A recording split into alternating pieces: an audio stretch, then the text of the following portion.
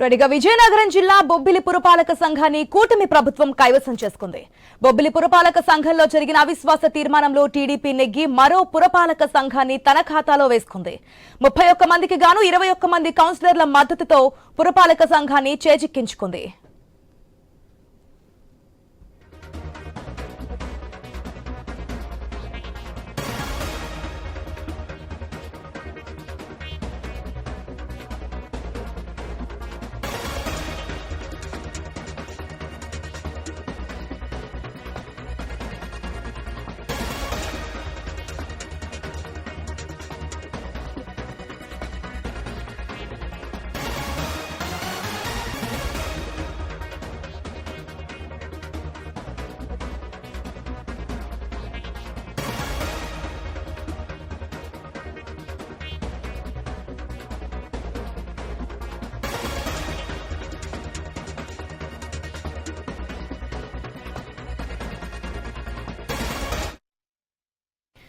విజయనగరం జిల్లా బొబ్బిలి పురపాలక సంఘాన్ని కూటమి ప్రభుత్వం కైవసం చేసుకుంది.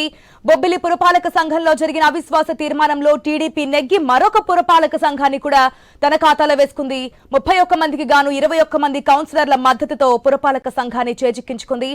దీనికి సంబంధించి మరిన్ని అప్డేట్స్ మా ప్రతినిధి రాజు ద్వారా తెలుసుకుందాం. రాజు, ఒక్కొక్క పురపాలక సంఘాన్ని టీడీపీ తన ఖాతాలో వేసుకుంటూ వెళ్తుంది. అది మనం చూస్తున్నాం. ఇప్పుడు బొబ్బిలి పురపాలక సంఘాన్ని కూడా టీడీపీ తన ఖాతాలో వేసుకుంటూ తెలుస్తోంది. డీటెయిల్స్ ఏంటి?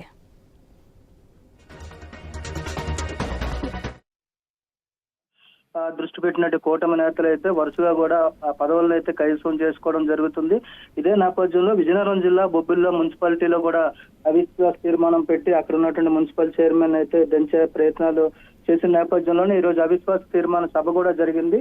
ఆర్డీఓ ఆధ్వర్యంలో జరిగినటువంటి సభకైతే కూటమి నాయకులు అయితే 20 మంది కౌన్సిలర్లు, అదేవిధంగా ఎక్స్ ఆఫీషియో మెంబర్ గా బొబ్బిలి ఎమ్మెల్యే బేబీ నాయన్ తో కలిపి 21 మంది అయితే ఈ అవిశ్వాస తీర్మానానికి అనుకూలంగా ఓటింగ్ అయితే ఇవ్వడం జరిగింది. దీంతో మరోవైపు వైఎస్ఆర్ కాంగ్రెస్ పార్టీ నుంచి 10 మంది ఈ బల నిరూపణలో పాల్గొనడంతో మొత్తం 31 మందిలో కూడా 21 మంది అయితే ప్రస్తుతం చైర్మన్ కు వ్యతిరేకంగా ఓటు వేయడంతో చైర్మన్ గోపాలకృష్ణ అయితే తన పదవిని ఈ రోజు కోల్పోబోతున్నారు.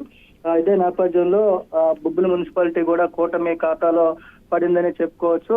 బొబ్బిలి మున్సిపాలిటీలో 2021లో జరిగినటువంటి ఎలక్షన్ లో చాలా తీవ్రమైనటువంటి ఉత్కంఠగా నెలకొంది. ఆ రోజు కౌన్సిలర్ల మధ్య కూడా చాలా వరకు కూడా భయాలు, తర్వాత ఆందోళనలు, పూర్తి పోలీస్ బందోబస్తుల నేపథ్యంలో అప్పుడు ఎలక్షన్ సమయం కూడా చాలా ఉత్కంఠగా సాగింది. ఈ నేపథ్యంలో ఆ కూటమి ప్రభుత్వం 9 నెలల క్రితం అధికారంలోకి వచ్చిన తర్వాత మున్సిపాలిటీల మీద దృష్టి పెట్టిన నేపథ్యంలోనే బొబ్బిలి మున్సిపాలిటీ మీద కూడా అవిశ్వాస తీర్మానం పెట్టి ఈ రోజు అయితే ప్రస్తుతం అక్కడ ఉన్నటువంటి YSR Congress party municipal chairman గా ఉన్నటువంటి గోపాలకృష్ణ అయితే పదవి నుంచి దించడం జరిగింది.